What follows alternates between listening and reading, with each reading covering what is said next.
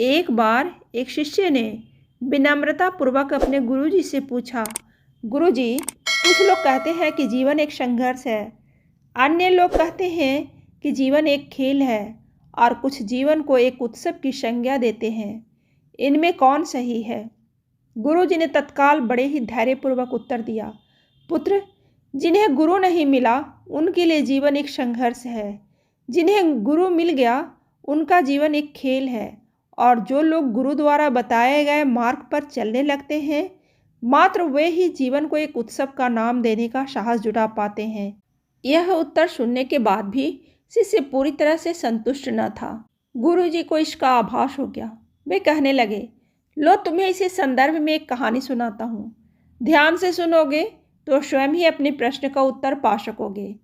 उन्होंने जो कहानी सुनाई वह इस प्रकार थी। एक बार की बात है कि किसी गुरुकुल में 3 शिष्यों ने अपना अध्ययन संपूर्ण करने पर अपने गुरुजी से यह बताने के लिए विनती की कि उन्हें गुरु दक्षिणा में उनसे क्या चाहिए। गुरुजी पहले तो मंद मंद मुस्कुराए और फिर बड़े स्नेहपूर्वक कहने लगे, मुझे तुमसे गुरु दक्षिणा में एक थैला भर के सूखी पत्तियां चाहिए, ला सकोगे? वे तीनों मन ही मन बहुत प्रसन्न हुए, क्योंकि उन्हें लगा कि वे बड़े आसानी से अपने गुरुजी की इच्छा पूरी कर सकेंगे। सूखी पत्तियां तो जंगल में सर्वत्र बिखरी ही रहती हैं। वे उत्साहपूर्वक एक ही स्वर में बोले, जी गुरुजी, जैसी आपकी आज्ञा। अब वे तीनों शिष्य चलते चलते एक नज़दीक के जंगल में जा पहुँचे, लेकिन यह देखकर कि वहाँ पर तो सूखी पत्तियाँ केवल एक मुट्ठी भर ही थी, उनकी आश्चर्य का ठिकाना न रहा। वे सोच में पड़ गए कि आखिर जंगल से कौन सूखी पत्तियाँ उठाकर ले गया होगा। इतने में ही उन्हें दूर से आता हुआ कोई किसान दिखाई दिया। वे उसके पास पहुंचकर उनसे विनम्रतापूर्वक याचना करने लगे कि वह उन्हें केवल एक थैला भर सूखी पत्तियाँ दे दे।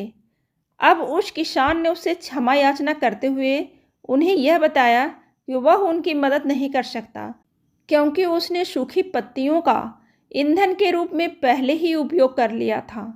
अब वे तीनों पास में ही बसे एक गांव की ओर इस आशा से बढ़ने लगे थे कि हो सकता है वहां उस गांव में उनकी कोई सहायता कर सके।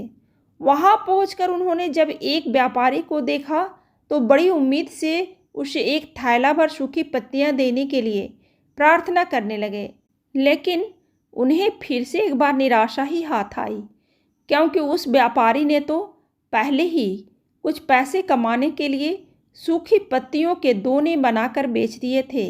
लेकिन उस व्यापारी ने उदारता दिखाते हुए उन्हें एक बूढ़ी माँ का पता बताया जो सूखी पत्तियां एकत्रित किया करती थी। पर भाग्य ने यहाँ पर भी उनका साथ नहीं दिया, क्योंकि वह बूढ़ी माँ तो उन पत्तियों को अलग अलग करके कई प्रकार की औषधियाँ बनाया करती थी। अब निराश होकर तीनों खाली हाथ ही गुरुकुल लौट गए। गुरुजी ने उन्हें देखते ही स्नेहपूर्वक पूछा, पुत्रों, ले आए गुरु दक्षिणा? तीनों ने सर झुका लिया। गुरुजी द्वारा दोबारा पूछे जाने पर उनमें से एक शिष्य कहने लगा, गुरुदेव, हम आपकी इच्छा पूरी नहीं कर पाए। हमने सोचा था कि सूखी पत्तियां तो जंगल में सर्वत्र बिखरी ही रहती होंगी, लेकिन बड़े ही आश्चर्य की बात है कि लोग उनका भी कितनी तरह से उपयोग करते हैं। गुरुजी फिर से पहले की ही तरह मुस्कुराते हुए प्रेम पूर्वक बोले, निराश क्यों होते हो? प्रसन्न हो जाओ, और यही ज्ञान की सूखी पत्तियां भी व्यर्थ नहीं हुआ करती है, बल्कि उनके भी अनेक उपयोग हुआ करते हैं। मुझे गुरु दक्षिणा के रूप में दे दो। तीनों शिष्य गुरुजी को प्रणाम करके खुशी खुशी अपने घर की ओर चल गए। एक शिष्य जो गुरुजी की कहानी एकाग्रचित होकर सुन रहा था, अचानक बड़े उत्साह से बोला, गुरुजी, अब मुझे अच्छी तरह ज्ञात हो गया है कि आप क्या कहना चाहते हैं। आपका संकेत वस्तुतः इसी ओर है ना कि जब सर्वत्र सुलभ सूखी पत्तियां भी निरर्थक या बेकार नहीं होती है, तो फिर हम कैसे किसी भी वस्तु या व्यक्ति को छोटा और महत्वहीन मानकर उसका तिरस्कार कर सकते हैं। चींटी से लेकर हाथी तक और सुई से लेकर तलवार तक सभी का अपना अपना महत्व होता है। गुरुजी भी तुरंत ही बोले, हाँ पुत्र, मेरी कहने का भी यही तात्पर्य है कि हम जब भी किसी से मिलें तो उसे यथा योग्य मान देने का भरसक प्रयास करें, ताकि आपस में स्नेह, सद्भावना, सहानुभूति एवं सहिष्णुता का विस्तार होता रहे और हमारा जीवन संघर्ष के बजाय उत्सव बन जाए। दूसरा, यदि जीवन को एक खेल ही माना जाए तो बेहतर यही होगा कि हम निरपेक्ष, स्वस्थ एवं शांत प्रतियोगिता में ही भाग लें और अपने निष्पादन तथा निर्माण को ऊंचाई के शिखर पर ले जाने का भरसक प्रयास करें।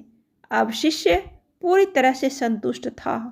कहानी अच्छी लगे तो लाइक जरूर करें और ऐसी ही कहानी सुनने के लिए सब्सक्राइब बटन दबाइए।